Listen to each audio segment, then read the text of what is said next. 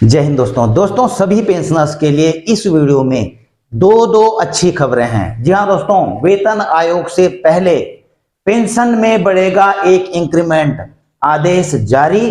अब नहीं रुकेगी, ये दूसरी खबर है दोस्तों, अब नहीं रुकेगी पेंशन मंत्रालय का सभी पेंशन डिसबर्सिंग एजेंसी को आदेश। तो दूसरी खबर पहले मैं शेयर करता हूं आपको। देखिए दोस्तों, आपको पता ही है कि किसी भी पेंशनर्स को हर साल अपना लाइफ सर्टिफिकेट अपने पेंशन डिसबर्सिंग एजेंसी को देना पड़ता है। किसी कारणवश अगर सही तरीके से वहां पर उनका जो लाइफ सर्टिफिकेट है सबमिट नहीं हो पाता है या फेल हो जाता है, तो उस कारण से उनकी पेंशन रुक जाती है। और इसी चीज को लेकर के, ताकि किसी भी पेंशनर्स की पेंशन ना रुके, पेंशन मंत्रालय ने यह आदेश जारी किया है सभी पेंशन डिसबर्सिंग एजेंसी को, चाहे वो बैंक्स हो, स्पर्श हो, चाहे कोई भी हो। अब क्या आदेश है दोस्तों, यह 13 जनवरी 2025 का है दोस्तों।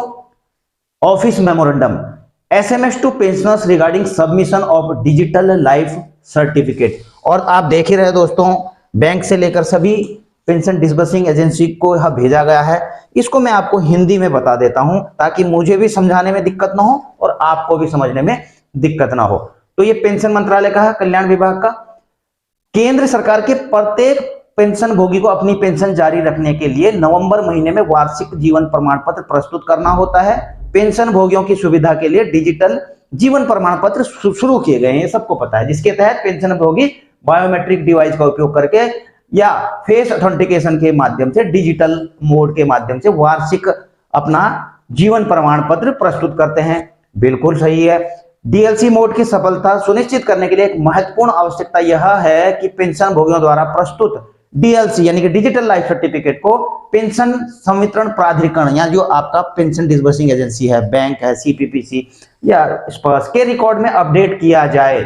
देखिए, इनका कहना है कि जैसे ही किसी का डीएलसी कोई अपना डिजिटल लाइफ सर्टिफिकेट दे देता है, तो पीडीए को तुरंत अपने रिकॉर्ड में उसको अपडेट कर लेना है, जिससे पेंशन जारी रहना सुनिश्चित हो, जिससे कि पेंशनर्स की जारी रहना सुनिश्चित हो। इसके अलावा मौजूदा दिशा निर्देशों के अनुसार बैंकों सहित पेंशन संवितरण प्राधिकरणों को पेंशन भोगियों को एसएमएस संदेश भेजना आवश्यक है। यानी कि दोस्तों, उनके पास में कुछ भी होता है, चाहे बैंक है, सीपीपीसी, आपका पीडीए, कोई भी स्पर्श है, वहां पर आपने लाइफ सर्टिफिकेट दिया, वहां पर फेल्ड है, नहीं अपडेट हो पाया, कुछ भी उसका स्टेटस है, तो यह जरूरी हो गया है कि उनको पेंशनर्स के को मैसेज भेजना पड़ेगा, एसएमएस भेजना पड़ेगा कि आपका लाइफ सर्टिफिकेट फेल हो चुका है, आपका लाइफ सर्टिफिकेट सक्सेस हो चुका है।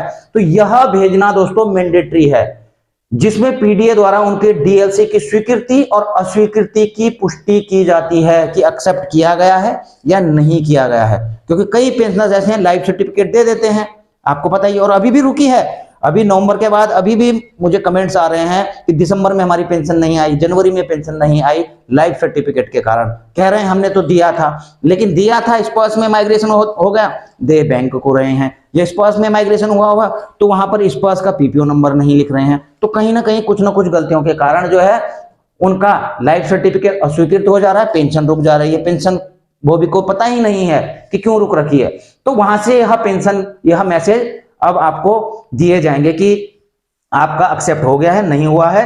पेंशन भोगियों से प्राप्त कई अभ्यावेदन के कारण यह देखा गया कि कुछ पीडीए द्वारा यह एसएमएस संदेश नियमित आधार पर नहीं भेजे जा रहे हैं और पेंशन भोगी द्वारा डीएलसी जमा करने के बावजूद उनकी पेंशन बंद कर दी जा रही है।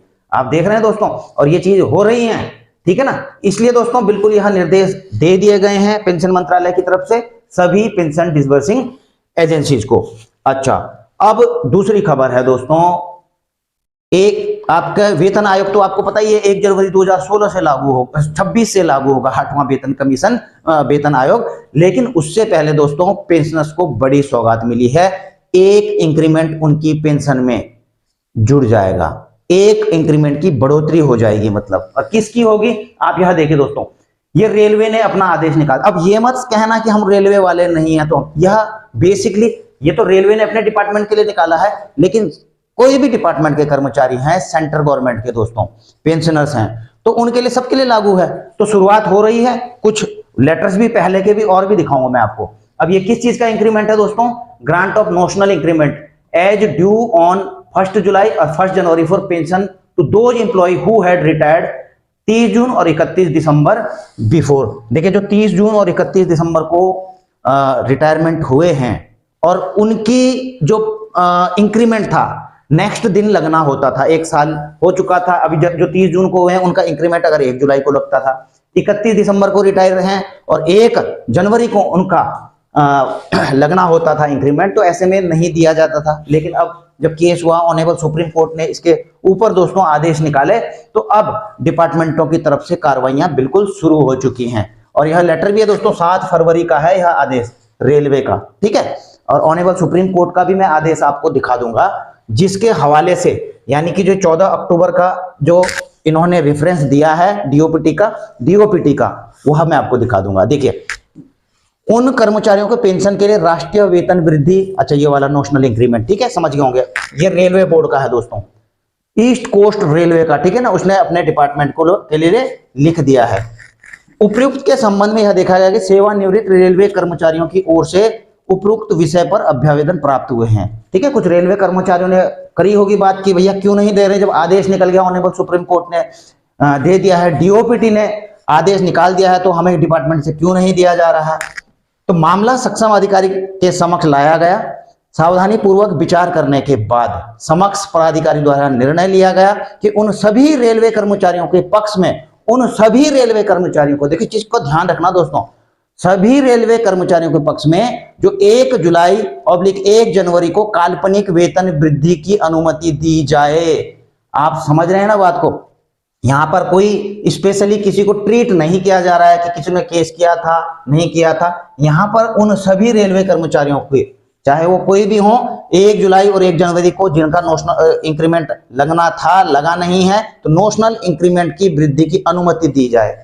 जो देय होने से 1 दिन पहले यानी कि 30 जून और 31 दिसंबर को सेवानिवृत्त हो चुके हैं जो, और हो रहे हैं, यानी कि जो पिछले हुए थे और जो अब हो रहे हैं, तो सबके लिए इसकी अनुमति दी जाए, जिन्होंने अपनी सेवानिवृत्ति की तिथि तक संतोषजनक कार्य और अच्छे आचरण के साथ अपेक्षित योग्यता सेवा प्रदान की है, ठीक है। जो उन्हें स्वीकार्य पेंशन की गणना के उद्देश्य से डीओपीटी के दिनांक 14 अक्टूबर 2024 के कार्यालय ज्ञापन के पैरा 7 में अनुपालन में है, ठीक है ना।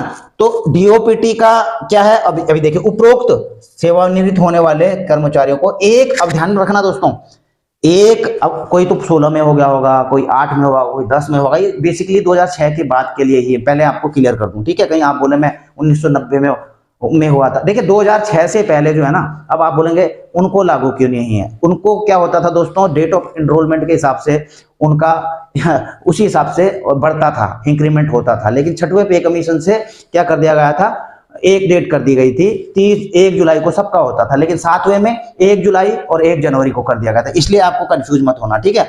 तो उसी हिसाब से, तो कुल मिलाकर 2006 के बाद वालों के लिए ही यह लागू है, जो 30 जून या 31 दिसंबर को रिटायर हुए हैं। तो और अब जो कोई अगर 16 में भी हो गया, 20 में भी हो गया, ऐसा नहीं कि उनको पुराना भी मिलेगा। ये पहले आपको बता दूं, सेवानिवृत्त होने वाले कर्मचारी 1 मई 2023 से, क्योंकि ऑनरेबल सुप्रीम कोर्ट का ऑर्डर जब से आया है, से काल्पनिक वृद्धि को ध्यान में रखते हुए बड़ी पेंशन का भुगतान किया जाना है। आप समझ रहे हैं ना दोस्तों, जब से ऑनरेबल सुप्रीम कोर्ट ने आदेश दिया है तब से मिलेगा आपको 1 मई 2023 से। तो ये रेलवे ने अपना आदेश दे दिया है, और यही है दोस्तों, ये देखिए पेंशन मंत्रालय का था, ये लंबा चौड़ा है, इस पर मैंने एक वीडियो भी बनाई थी। मैं 1-2 चीजें बताऊंगा दोस्तों आपको। इसका देखिए 6वें का a, the judgment dated 11 April 2023 will be given effect to case of third parties from the date of judgment. यानी कि थर्ड पार्टी आप समझ रहे हैं दोस्तों, जो इसमें नहीं थे, केस में नहीं थे, तो उनको जो जजमेंट दिया गया था, that is the pension by taking into account 1 increment will B payable and after, यानी कि उनको कब से दिया जाएगा, 1 मई 2023 से, ठीक है। यही डेट यहां पर आई थी ना दोस्तों, 1 मई 2023 से।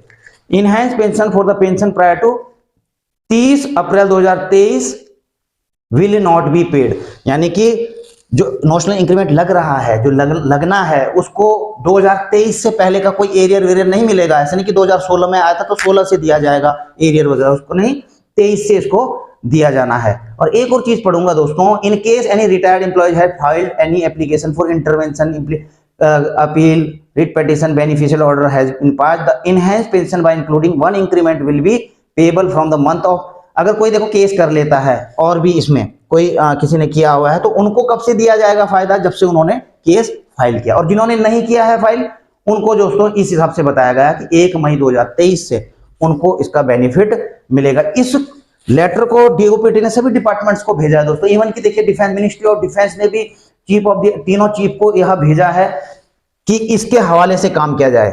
लेकिन कई जगह तो दोस्तों मैं अभी तक देख रहा हूं कुछ डिपार्टमेंट कंफ्यूज हैं कि यार इसमें इसका सही तरीके से एनालिसिस नहीं कर पा रहे हैं कि भाई किसको देना है किसको नहीं देना है। हो सकता है उस कारण से अभी तक किसी को नहीं मिल पाया हो, लेकिन इन चीजों में दोस्तों बिल्कुल साफ लिखा हुआ है। और जब रेलवे ने क्लियर बता दिया है कि दे दिया जाना चाहिए हमारे कर्मचारियों को जो पेंशन भोगी हैं, तो दोस्तों मुझे नहीं लगता कि अब कोई डाउट होना चाहिए कि सभी को मिल जाना चाहिए।